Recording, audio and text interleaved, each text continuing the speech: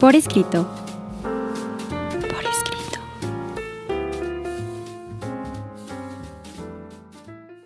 Bienvenidos a un programa más de Por Escrito. Estamos en Radio Anáhuac, que eleva tus sentidos. Y el día de hoy nos acompaña... ¿Qué tal? Sean muy bienvenidos. Mi nombre es Cecilia Durán Mena y seguimos atrapando lectores y escritores para nunca dejarlos ir. Un servidor, Juan Carlos Padilla, también los saluda y les recuerda que por favor nos sigan en nuestras redes sociales. Estamos en Facebook Por Escrito MX, en Twitter X, @por escrito _. Búsquenos en Instagram, Revista Por Escrito. También nos pueden buscar en los canales de YouTube, Revista Por Escrito. Pueden escuchar el programa, por supuesto, en Spotify. Y recuerden que todos los miércoles en punto de las 9:05 de la noche, un episodio más en Código Libre. Síganos, por favor. ¿Te vas a poner misteriosa, mi querida Ceci? Dios nos haga el milagro. Vamos a nuestros pretextos literarios. Pretextos literarios. Ya en nuestros pretextos, ¿por qué vamos a estar miriculisticos? Es una palabra muy curiosita, ¿eh? Es una palabra muy fonética en fin, armoniosa. La literatura miriculística es el tema del programa del día de hoy. ¿Y qué hace? Hace referencia a esta literatura, sí, de tono muy religioso, de cierta parte, sobre todo que tiene que ver con Dios, con los santos, con los milagros, con las cosas inexplicables que suceden. Y una parte de la literatura miraculística también se relaciona con la literatura mística, que es, digamos, la que más calidad ha llegado a tener. Sin embargo, todo lo que esté relacionado con esta explicación que no es lógica y que no es científica de estos hechos a los que no les podemos dar una explicación y que al no encontrar esta explicación, entonces elevamos los ojos a lo alto. De eso es de lo que vamos a hablar el día de hoy. Bien, sí, justo, sí, me gustaría decirlo de manera más simplificada, esta literatura mística decía mi abuelo, y sí lo quiero traer a colación, porque él me decía un poco, ¿qué es la fe? Y la respuesta que él daba es que la fe es creer en aquello que no podemos entender. Ujú. Finalmente, la fe, el alma, las revelaciones, los estigmas, los milagros, todo esto que está en nuestra vida cotidiana, porque sí existe todavía el día de hoy, porque Ujú. podemos pensar, no, esta es literatura antigua, muy medieval. Sí, También, pero claro. no. Justo, y aquí es donde también me pareció muy interesante en el texto, porque se nos menciona, ¿no? Tiene su origen en España durante la segunda mitad del siglo XVI. No es tampoco tan tardío, Ta- ya pensado como literatura miraculística o mística, pero en realidad hay muchas cosas desde la antigüedad que no podemos comprender. A mí me gustaría comenzar en mi siguiente intervención con el tema del alma, Claro. porque el alma es algo difícil de entender.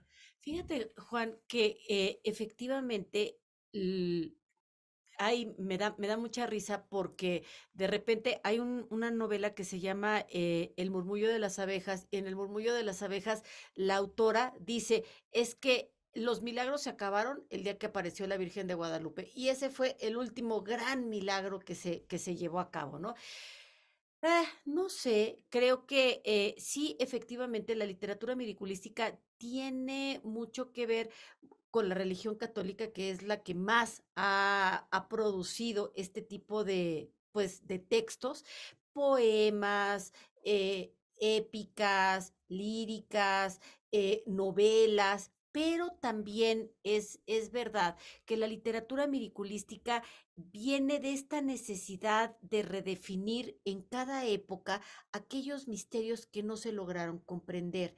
Y entonces, ¿cómo le dieron explicación desde la antigüedad a estos milagros que efectivamente nos reportan que se dieron? Y cada etapa y cada época ha tenido sus milagros. De hecho, en la religión católica, para que tú llegues a ser un santo y llegues a ocupar un lugar en los altares, tienes que tener una serie de investigaciones en donde documentes todos los milagros que hace esta persona que está aspirando a ser santa. O sea, es como una postulación.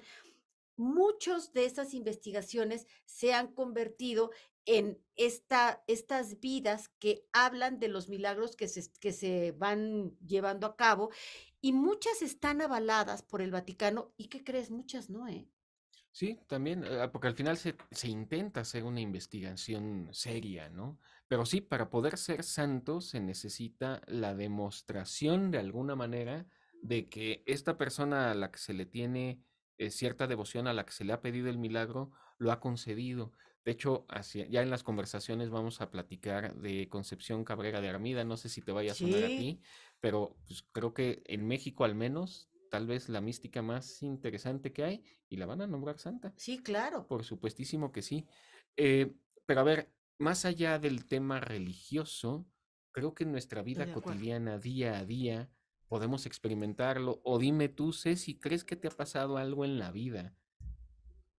Razón por la cual tal vez ya no tendrías que estar aquí o que haya sido de alguna manera un milagro. Claro. Yo los he tenido, yo he tenido dos experiencias muy fuertes, una experiencia de un secuestro donde uno sale vivo, una triple neumonía y un accidente también del que pues, me hicieron calabaza con todo y coche y aquí seguimos. Y es imposible no pensar que hay algo que llama, que hay algo que le da significado a que uno siga aquí, a los milagros que uno ha recibido y la verdad es que son también espiritualmente o internamente como momentos en los que uno siente un impulso para seguir adelante. Y es que mira, la fe es difícil de tratar por muchísimas razones, por temas de tolerancia, por temas de respeto, porque hay personas que no creen en lo que uno cree, hay personas que simplemente no creen, pero en la literatura la definición de milagro es un género en sí mismo, y es casi un hecho que la crítica no ha dejado de adscribirlo a esta, pues, a este cajoncito en donde vamos a encontrar estos géneros que van a hablar de algo que es, como tú dices, fantástico. Y francamente, lo fantástico está relacionado con la literatura porque estamos hablando del mundo de la fantasía. El problema, o digamos, el nodo de este género, es que no fue una fantasía, fue algo que, por fantástico que parezca, es real. Me gusta comenzar algunas clases diciendo, la primera vez que morí tenía... Sí, Porque esto ocurre, ¿no? Al final también hay muchas formas, ¿no? El que es más religioso lo empapa más con la religión o no. Pero finalmente, ¿qué es esto? Son encuentros con lo divino, así es. son recorridos y experiencias espirituales desde un punto de vista muy personal, pero con el fin de comunicar algo que es importante. Y creo que es algo que ocurre desde la antigüedad y, insisto, sigue todavía el día de hoy. Quienes más lo mencionaron, quizá valdría la pena mencionarlo ahorita, ¿no? Porque creo que uno de los primeros místicos va a ser el mismo Platón.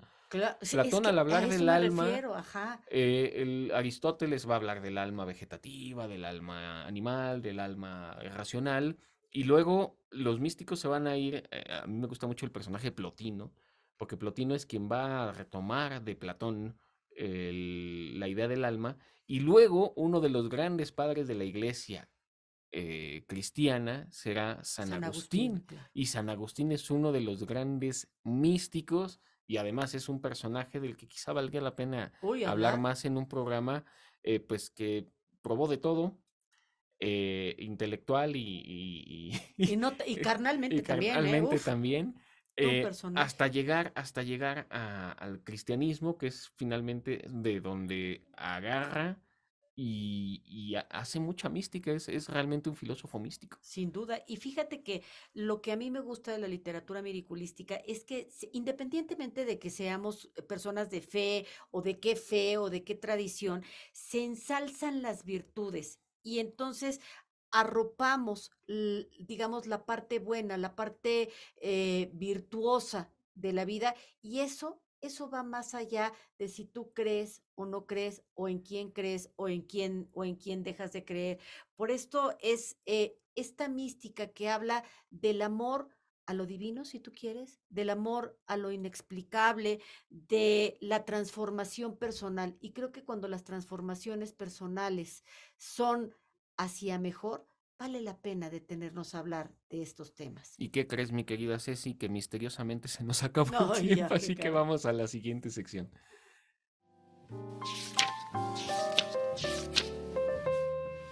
Lo desconocido. En esta sección en la que las letras importan, el día de hoy quisiera hablar de algo que es como que parece antagónico y tal vez no lo sea. Y es la fusión que existe entre la mística y la ciencia, y entre la mística y la ciencia ficción. La fusión de la que les estoy hablando es posible y es algo muy interesante ver cómo muchos escritores contemporáneos han abordado la espiritualidad y la experiencia mística en el concepto de futuros distópicos en entornos tecnológicamente avanzados. Y sí, pareciera que esta idea de Dios, esta idea de la relación con lo trascendente, con el futuro, como que hace chispas y no es así. La mística y la ciencia ficción se entrelazan ya que ambas buscan comprender el misterio de lo desconocido. Ambas tratan de desvelar las verdades ocultas y de explorar estos aspectos más profundos de la existencia. La mística, por su lado, va a utilizar enfoques intuitivos, espirituales, mientras que la ciencia ficción se vale de la imaginación y de la especulación racional. Estamos adentrándonos en el mundo de las ideas, estamos entrando en el mundo de las sensaciones y de los sentimientos, estamos entrando en el universo de lo estético. Está lo que no podemos tocar, lo que tenemos que ver a partir de otros sentidos, de otros sentimientos, ot- de otros, de otras maneras de percibir. La mística se pregunta sobre el significado de la existencia y la relación de cada uno, de cada individuo con el cosmos, mientras que la ciencia ficción cuestiona cómo es posible que la tecnología y la evolución puedan moldear nuestra identidad en el futuro. Varios autores se han replanteado algunas preguntas muy antiguas y esto es algo muy lindo porque entonces estamos sembrando flores nuevas en raíces viejas. Eh, la naturaleza del ser, la naturaleza de la realidad, la de las relaciones humanas y sobre todo, qué importante, sobre lo que es la existencia en sí misma. De manera inevitable, todas estas preguntas retornan a los autores al misticismo. El misticismo es el intento del hombre por hacer una conexión consciente y duradera con lo divino, con lo trascendente, que dará como resultado la iluminación tanto del ser como de la realidad. Las obras de ciencia ficción dan salida a esta expresión al actuar como una simulación de la experiencia mística en sí misma. Qué interesante. Los escritores de ciencia ficción usan este género como un método y un medio para procesar, ¿qué creen? Sus propias experiencias místicas, particularmente las experiencias que están inducidas por el consumo de compuestos psicodélicos. Las más conocidas en la cultura pop, pues ya lo sabemos, son las experiencias de Philip K. Dick y de Aldous Huxley con LSD, especialmente como la escritura de ciencia ficción que primero fue influenciada por psicodélicos y cómo estas experiencias corroboraron sus propias creencias personales sobre la naturaleza de la realidad. Philip K. Dick sostuvo la idea gnóstica de la realidad tal como la entendemos, que es un hecho, que es de hecho una falsedad creada para ofuscar el mundo real puro y verdadero que nuestras percepciones sensoriales mantienen fuera del alcance de la mano. Él creía que tener conciencia de este mundo falso no era suficiente, que uno tenía que estar despertando del hechizo lanzado por el reclamo de la realidad del mundo. A pesar de que la ciencia ficción es una forma de fantasía que se basa en las ideas científicas para convencer al lector de algo que no es real, esta base científica también se relaciona con el misticismo de manera similar a las tradiciones religiosas. Tanto la ciencia como la religión buscan la libertad interior y la verdad, pero la ciencia se limita a lo que puede ser conocido a través del método científico, mientras que la religión tiene fronteras más amplias. Así pues, la literatura mística, lo mismo que la ciencia ficción, han sido un componente fundamental en la expresión humana. A lo largo de la historia, escritores y poetas vamos explorando la dimensión espiritual de la existencia a través de la palabra escrita.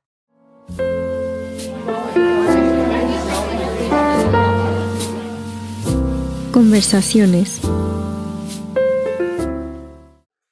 Hemos llegado a las conversaciones, mi querida Ceci. ¿Qué te parece si comenzamos por las vías que estos estudiosos mismos religiosos tenían sobre para llegar o para hacer mística? Ay, sí, muy Son tres vías pertinente. diferentes. Primero tenemos una vía unitiva, donde se emplean símbolos y recursos literarios para expresar la unión del alma con Dios. Segunda vía, aquí voy a redoblar los tambores, pero estas son como las vías de Santo Tomás de Aquino. Vía Sí. iluminativa. Después de la purificación del alma que se encuentra, va a tener paz espiritual y va ahora a depender de la voluntad divina que se dé el siguiente paso o la tercera vía. La tercera vía es la vía purgativa.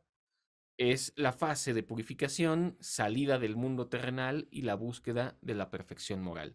Es estos tres momentos un poco en el que nos damos cuenta, entregamos espiritualmente a Dios, ese Dios nos perdona y entonces tiene que haber una transformación. Y algo bien importante, mi querido Juan, es que esta literatura mística va a hablar de la búsqueda personal y del significado de la trascendencia. Eso a mí creo que se ve con mucha claridad en estas tres vías que acabas de explicar. ¿Cuáles son los periodos de la literatura miraculística? O esta literatura se va a dividir en 4 periodos, que el primero es la iniciación, que comienza alrededor del año 1500 con el conocimiento de, bueno, con el descubrimiento de América y con toda esta gran necesidad de evangelización, cómo evangelizo, cómo convenzo, y entonces les empiezo a platicar de todos estos santos buenos a los que te puedes acoger, a los que te puedes encomendar. Viene después otro periodo que es el periodo de asimilación entre 1500 y 1560. En esta etapa destacan muchos frailes y el principal es Fray Francisco de Osuna y Fray Hernando de Talavera. Posteriormente viene la etapa de la plenitud. Y esta etapa de la plenitud va a coincidir con una etapa histórica muy importante. Es la etapa de la contrarreforma, en donde Felipe II es monarca del reino español y está luchando. Él es un católico, pero católico recalcitrante, y está enfrentando la reforma de Calvino y de Lutero. Entonces, él es además pues es una zeta de cierta manera, se retira al Escorial, saca la corte de Toledo y se la lleva al Escorial a vivir una vida monástica, y en su corte se empieza a rodear de pues muchos artistas, el Greco, por ejemplo, para que haga pinturas, para que a partir de la pintura se vaya evangelizando, pero también se rodea de muchos escritores escritores, y en este tiempo nada más y nada menos se llega al culmen con los dos enormes, Santa Teresa de Jesús, Vivo sin vivir en mí, y con San Juan de la Cruz y la subida al Monte Carmelo. Por último, pues ya la decadencia después de estos enormes que les acabo de mencionar, la literatura miraculística fue decayendo gradualmente hasta que a mediados del siglo XVII ya no había esta intensidad, esta frescura, este interés también que hubo en la época anterior. Y es que para mediados del siglo XVII la fe se fue perdiendo. También. Esa es una absoluta realidad. Eh, Voy a dejarle el dulcecito a Ceci porque sé que le gusta. No sé si tenga por ahí a la mano el poema, si no yo ahorita se lo presto, de Santa Teresa. Quisiera hablar de uno mucho menos conocido, que tampoco está mencionado en estas instancias. Un alma gigante con corazón de niño, Mm. un catalán de Mallorca, Ramón Lull, una de las figuras más paradójicas de la enorme y delicada Edad Media, escritor, viajero infatigable, contemplativo, estático y hombre de acción incansable y arrolladora, árido escolástico y fresquísimo poeta, polemista, discutidor y místico adorador, forjador de una nueva lengua literaria. Mm. Raymond Lull es uno de los místicos, gran escritor. Como él no era propiamente un religioso, quizá por eso la historia lo ha dejado un poquito de lado, pero tiene una cantidad de escritos impresionantes, entre ellos uno que yo leo con mis alumnos, que es sobre la Orden de Caballería, Mm. y cómo el caballero medieval es un soldado de Dios y todo lo que místicamente simboliza la armadura, el caballo, el estar en la iglesia para purificar el alma para poder presentar batalla y una serie de ideas muy medievales, por supuesto, pero místicas y encaminadas no solamente, o sea, sí, con lo religioso, pero no únicamente entre los religiosos. Y nada más quiero aprovechar este dulce que me acaba de dejar Juan Carlos. Vivo sin vivir en mí, y tan alta vida espero, que muero porque no muero. Vivo ya fuera de mí, después que muero de amor, porque vivo en el Señor que me quiso para sí. Cuando el corazón le di, puso en él este letrero, que muero porque no muero. Esta divina presión del amor en que yo vivo ha hecho a Dios mi cautivo y libre mi corazón, y causa de tal pasión ver a Dios mi prisionero, porque muero porque no muero. Ay, qué larga es esta vida, qué duros estos destierros, esta cárcel y estos hierros en que está el alma metida. Solo esperar la salida me causa un dolor tan fiero que muero porque no muero. Acaba ya de dejarme vida, no me seas molesta, porque muriendo, ¿qué resta sino vivir y gozarme? No dejes de consolarme, muerte, que ansí te quiero, que muero porque no muero. Teresa Ah, Sánchez de Cepeda, Dávila y Ahumada. Santa Teresa de Ávila o Santa Teresa de Jesús. bien, no, me encanta porque aquí sobre todo en este fragmento en el que, ay, qué larga es esta vida, qué duros estos destierros, esta cárcel y estos hierros en que el alma está metida. No solo es poéticamente fantástico, La métrica sino es que es, perfecta. además es muy platónico. Al final, a mí me gusta cuando trabajo un poco de filosofía con los alumnos y hablamos del idealismo. El idealismo comienza con Platón, la búsqueda del alma, luego Plotino, como ya mencionaba, y San Agustín es quien va a cristianizar finalmente a Platón. Y nosotros los cristianos o los que estamos empapados de la cultura cristiana, tenemos esta idea del alma muy metida, pero no sabemos qué es el alma exactamente, Estoy ni de dónde acuerdo. está metida. Pero qué fantástico, porque ellos veían lo corporal, esto es cierto, Oh, como sí. la prisión. El cuerpo es la cárcel del alma, decía Platón. Y nos dice Santa Teresa qué larga es esta vida, qué duros estos destierros, esta cárcel y estos riegos en que el alma está metida. Es muy impresionante cómo es el alma la que se debe elevar, es el espíritu el que es importante y ese es el que tenemos que cuidar. Por eso una zeta como Felipe II, que, hijo, qué personaje, ¿eh? Sí. Buscaría irse al Escorial y llevar una vida más morigerada, más ascética, más tranquila, para que sea el alma la que se eleve y no el cuerpo. Y en este sentido, Juan Carlos, lo más importante es cómo estos personajes como Santa Teresa de Jesús, como Fray Juan de Gante, San Juan de la Cruz, no solamente estuvieron haciendo poesía, sino estuvieron haciendo filosofía y teología, porque ellos se convierten tarde o temprano en pilares de la iglesia, en doctores de la iglesia católica. Y bueno, San Juan de la Cruz también haciendo de su obra mística el culmen de su vida. Conste, como tú decías, su obra mística muy, muy espiritual y sumamente erotizada, ¿eh? Por supuestísimo, ¿quieren saber por qué? Escuchen Noche Oscura del Alma. En una noche oscura, con ansias en amores inflamada, oh dichosa aventura, salí sin ser notada, estando ya mi casa sosegada. A oscuras y segura, por la secreta escala disfrazada, oh dichosa aventura, a oscuras y encelada, estando ya mi casa sosegada.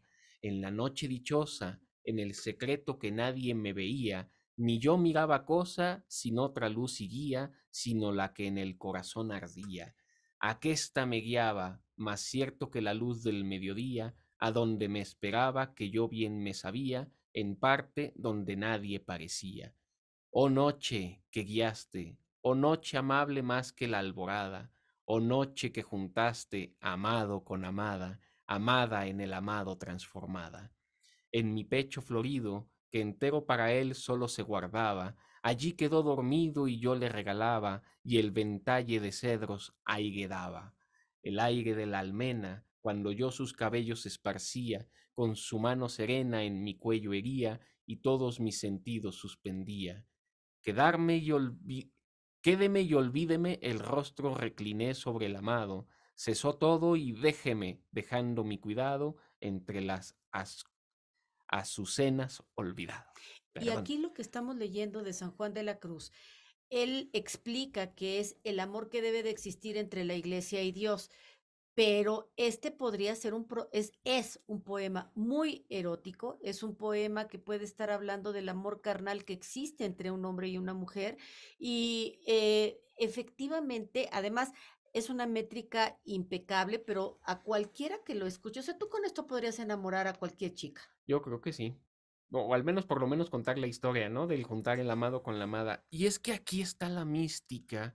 Y así como comentas que Juan de la Cruz va a tener esta búsqueda de experiencia que parece carnal Ujú. de un alma con Dios, y recordando que Santa Teresa y San Juan de la Cruz van a fundar los Carmelitas Descalzos, hay justo aquí en México otra congregación religiosa que tiene una inspiración mística con María de la Concepción Loreto Antonia Cabrera Arias, Concepción Cabrera de Armida, fundadora junto con Félix de Jesús Roger de los Misioneros del Espíritu Santo. Y la verdad es que todo lo que han hecho los misioneros del Espíritu Santo alrededor de la figura de esta mujer, que cuando uno lee la historia oficial, dices, ay, en la torre, o sea, todas estas como estigmas, todos estos manifestaciones corporales, uno como que hasta te asustas y desde la mirada del siglo XXI, esta mujer, pues en un momento determinado hasta podría parecer como pues, loca. Sí, se proclamaba amante de Dios, Así pero es. habría que entender ese amor de una manera muy distinta. Beatificada en mayo de 2019 Nació el 8 de diciembre de 1862 en San Luis Potosí. Ujú. Falleció el 3 de marzo de 1937 Tuvo un en la montón Ciudad de de hijos. México. Escribió una cantidad de letras similar a la que escribió San Agustín. Es muy impresionante lo que hace eh, Concepción Cabrera de Armida. 4 de mayo fue la fecha de su Bien beatificación. guapa, ¿eh? Era Se, muy bonita. se le festeja el 3 de marzo. Y bueno, pues obviamente la iglesia en México, particularmente los misioneros del Espíritu Santo, estarán esperando su canonización ya próximamente. En esto que mencionaba al inicio del programa Ceci, sobre cómo se estudia, se le piden milagros y por eso es que se le va a nombrar santa, Y una fíjate, santa mística mexicana. así es. Y fíjate que, bueno, todo esto que tiene que ver, también hemos hablado como de una parte muy, muy seria, muy, muy formal, muy, muy de sacrificio, etcétera. Hay un personaje en México que es un beato de la Compañía de Jesús, que es el Padre Pro. El Padre Pro que se disfrazaba, hubo un tiempo, en el tiempo en el que Calles era presidente, en el que todas las manifestaciones religiosas de cualquier tipo estaban prohibidas. Entonces el Padre Pro dijo, ah, sí, cómo no, con mucho gusto. Él seguía oficiando misa y él seguía llevándole la comunión a los enfermos, etcétera, pero para hacerlo a veces se disfrazaba de mujer. A veces se disfrazaba de payaso, a veces se disfrazaba de lo que pudiera con tal de ir a darle la comunión a los enfermos. Moriría fusilado en la parte de atrás, en Reforma número 1, en la parte de atrás donde hoy está el edificio viejo de la Lotería Nacional. Pero el Padre Pro era un personaje sumamente chistoso. El Padre Pro, digo, hay muchísimo escrito por muy buenas plumas de lo que significó esta figura tan simpática que es el Padre Pro y todos los milagros que él ha hecho para poder llegar a los altares. Sin embargo, y ahí es en donde pues sí, se da uno cuenta de que pues a veces son cosas más humanas que otra cosa, como el Padre Pro fue políticamente incorrecto, no ha podido llegar a los altares. Sí, al final, bueno, es parte del estudio serio que se hace también para que estos personajes puedan ser ensalzados más o menos. Me gustaría platicar también, aunque no es considerado propiamente un místico, sí es un poeta religioso y me gustaría leer un pequeño fragmento porque además me recuerda mucho a mi abuelo, a Fray Luis de León, quien por cierto pisaría la cárcel porque fue Ujú. acusado por las ideas que tenía. Leo, citando a Fray Luis de León: qué descansada vida la que huye del mundanal ruido y sigue la escondida senda por donde han ido los pocos sabios que en el mundo han sido, que no le enturbie el pecho de los soberbios grandes el estado, ni del dorado techo se admira fabricado, del sabio moro en jaspe sustentado. No cura si la fama canta con voz su nombre pregonera, ni cura si encarama la lengua lisonjera, lo que condena la verdad sincera. ¿Qué presta a mi contento si soy de vano dedo señalado, si en busca desde viento ando desalentado, con ansias viuas, con moral cuidado? Es nuevamente una poesía con un ritmo, con una rima muy particulares, donde se esconden ideas y cosas. A mí lo que me gusta mucho aquí es el mundanal ruido, Ujú. que por cierto, que siempre se me olvida si es Henry James o Thomas Hardy, es de Thomas Hardy. Él toma esta idea del mundanal ruido para hacer su obra, el mundanal ruido, que es una obra más bucólica, que es una obra más de campo, es ascética. Ujú. La ascesis es esta búsqueda de apartarme de lo material para que sea el espíritu el que termine elevándose, que es finalmente lo que procura pues, la literatura mística. Y a mí lo que me gustaría también es dejar muy claro que este no es un tema religioso, es un tema artístico y de eso estamos hablando, porque la métrica de los poemas que hemos leído es perfecta. La selección de palabras fue sumamente cuidada y emocionan no solamente a las personas que puedan coincidir en la creencia de quien escribió, sino prácticamente a cualquier lector. Y les voy a platicar ahora de otro libro, Milagros, ¿de quién crees? De Jorge Luis Borges. Esta es una colección de cuentos en donde Borges va a estar hablando desde la perspectiva literaria y filosófica del valor que tiene todo este acervo de la humanidad, porque este es un acervo, es decir, los milagros y estas explicaciones se dan lo mismo en el antiguo Imperio Español, en México contemporáneo, se da en Asia, se da en África, se da en todos lados. Y lo que Borges está haciendo es hablar de la forma en la que se desafían las tradiciones y lo que nosotros interpretamos como sobrenatural. Entonces, a partir de estos cuentos, Borges se va explorando el camino milagroso desde una perspectiva literaria, y eso es lo importante, y va a empezar a cuestionar qué es el milagro y qué es lo real. ¿Dónde está la fantasía y dónde está lo que verdaderamente pasó? Y en ese espacio, ¿dónde está la fe? ¿Y dónde está el ser agnóstico? ¿Y dónde está el rechazar la idea de un Dios?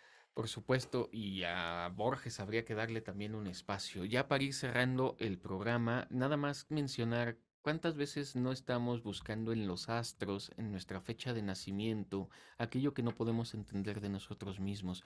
Eso que estamos buscando cuando consultamos a los astros, cuando escuchamos el horóscopo, cuando nos convencemos de que lo que nos dicen sí tiene algo de verdad, es justo mística. En ese sentido, no es solo religioso, es súper cotidiano. Únicamente recomendar las moradas de Santa Teresa de Ávila, que es este viaje a través de un camino ascendente que nos lleva a encontrarnos con Dios. Vale la pena, aunque esto parezca religioso, no lo es del todo. Despedimos el programa, mi querida Ceci. Quisiera agradecer a Andrea Monroy la elaboración de este guión, y a mí me gustaría recomendar, subamos al Monte Carmelo con San Juan de la Cruz. Mi nombre es Cecilia Durán Mena y seguimos atrapando lectores para nunca dejarlos ir. Un servidor, Juan Carlos Padilla, también se despide, no sin antes agradecer a Lalo Quevedo por hacer esto posible, y además en producción Isis González y Nat Cobo. Gracias, que su vida literaria sea mística. Ultimátum. Pedimos milagros como si no fuese el milagro más evidente el que los pidamos. San Juan Bueno, Miguel de Unamuno.